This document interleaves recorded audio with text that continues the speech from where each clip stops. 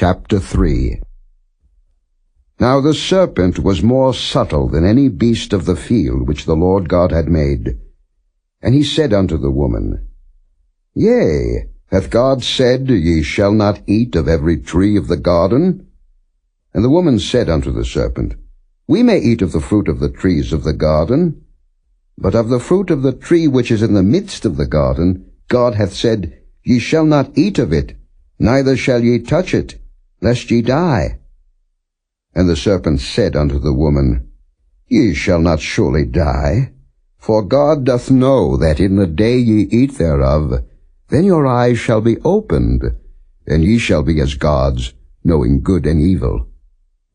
And when the woman saw that the tree was good for food, and that it was pleasant to the eyes, and a tree to be desired to make one wise, she took of the fruit thereof, and did eat, and gave also unto her husband with her, and he did eat.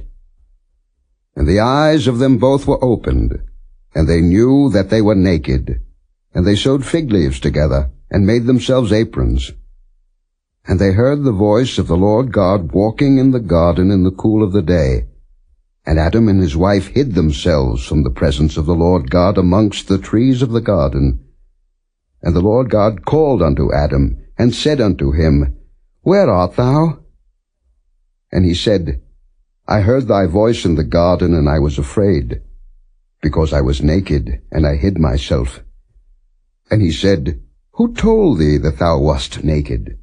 Hast thou eaten of the tree whereof I commanded thee that thou shouldest not eat?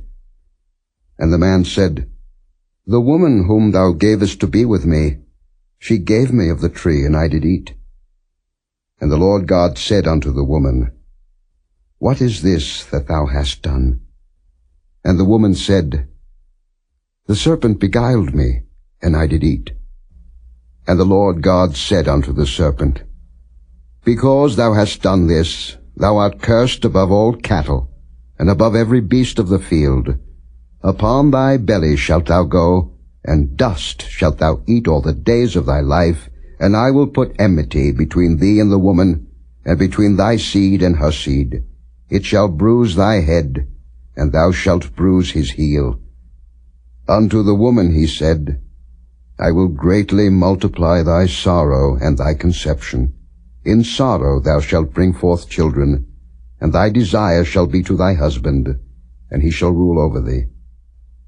And unto Adam he said, Because thou hast hearkened unto the voice of thy wife, and hast eaten of the tree of which I commanded thee, saying, Thou shalt not eat of it. Cursed is the ground for thy sake. In sorrow shalt thou eat of it all the days of thy life.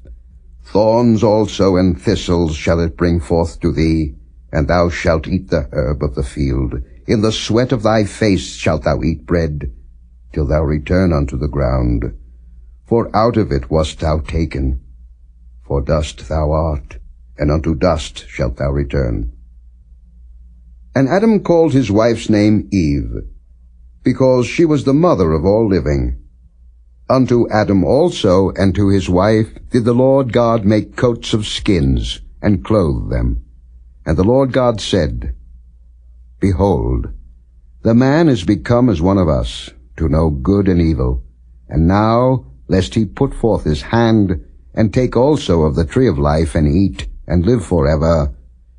Therefore the Lord God sent him forth from the Garden of Eden, to till the ground from whence he was taken. So he drove out the man, and he placed at the east of the Garden of Eden cherubims, and a flaming sword which turned every way, to keep the way of the tree of life.